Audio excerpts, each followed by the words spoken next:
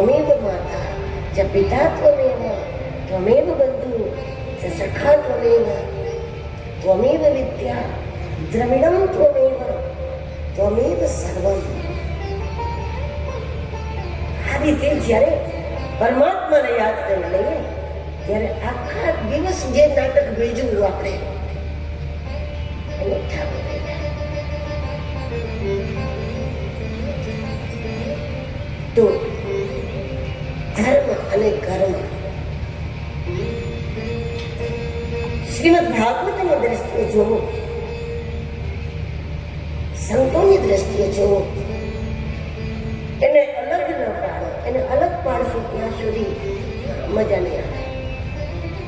કર્મ બંધન થશે અને ધર્મમાં કંટાળો આવશે. પણ શ્રીમદ ભાગવત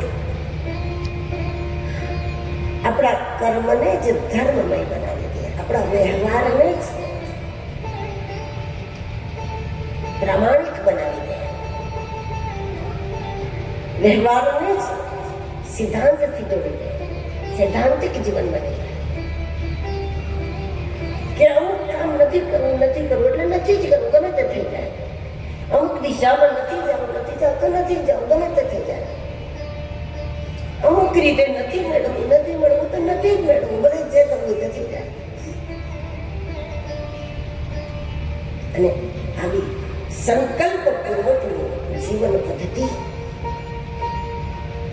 જ્યારે પણ બને એ ભાગવતથી બને, અને જ્યારે પણ બને એ ભારતના નાગરિકોની જ બને. ભારતના નાગરિકોની જીવન પદ્ધતિ છે, એક સાધના છે.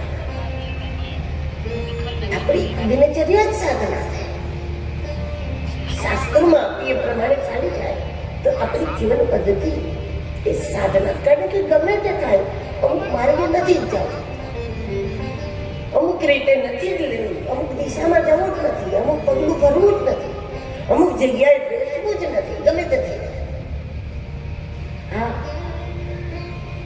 સંકલ્પ સાથે જીવવું એ એક સાધના છે.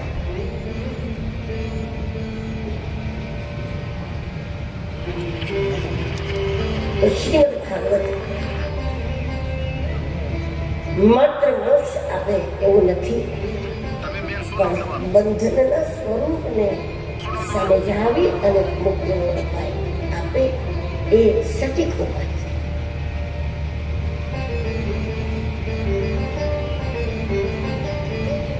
શ્રી સુતજી મહારાજ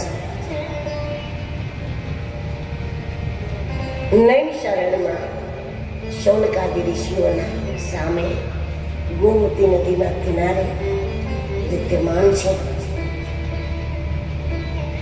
શૌનકાદિ ઋષિઓને સુતજી કહે છે કે વ્યાસજીએ પોતાના ગુરુની આજ્ઞા સિદ્ધ થાય છે કે ભગવાનની કથા કરવી એ અસ્તિત્વની આજ્ઞાથી જ શક્ય છે.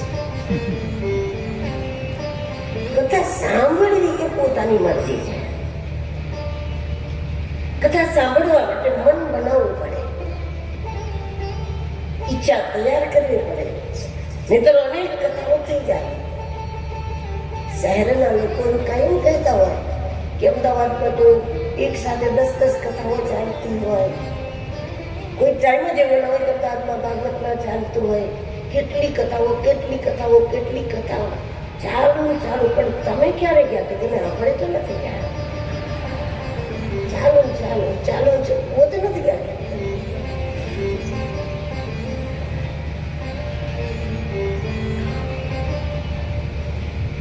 તો શ્રીમદ ભાગવત સૂતજી મહારાજ શૌનકાદિ ઋષિઓના સામે એ વાત મૂકે કે વ્યાસજી મહારાજે ગુરુ આજ્ઞાથી આ રચના કરી છે, અને તેથી જ્યારે ગુરુ આજ્ઞાથી લખવામાં આવે તો અનાવશ્યક કાંઈ ના હોય. ગુરુ પરંપરાની પદ્ધતિ છે કે એક પણ શબ્દ નકામો ના હોય, બિનજરૂરી કાંઈ હોય જ નહીં. ગુરુ પરંપરાની પદ્ધતિ એ છે કે થોડામાં ઘણું બધું સમાવી દે. એ પણ એમની રીત છે.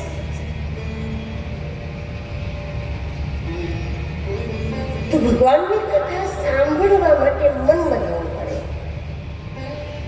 પોતાની ઈચ્છાથી તમે ભાગવતમાં બેસો, પણ કોઈને કથા કરતા જોઈએ અને આપણને એમ થઈ જાય કે ચાલો આપણે ચાલુ થઈ જાય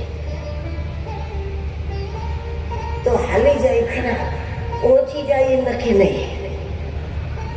નસીબ જો કે હાલી જાય ખરા, ચાલી જવું અલગ વસ્તુ છે, પહોંચી જવું અલગ વસ્તુ છે.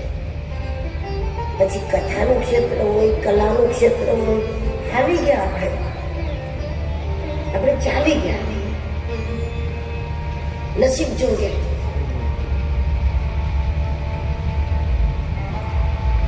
જ્યારે ગુરુ આજ્ઞાથી વ્યાસજી મહારાજે રચના કરી છે ત્યારે હંમેશા શાસ્ત્રોની જે પરંપરા છે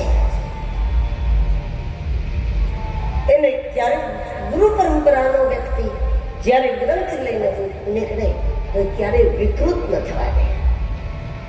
એ વિકૃત ન થવા દે, કારણ કે એની જવાબદારી છે. કદાચ એ ઓછું બોલી શકે, ખોટું નથી.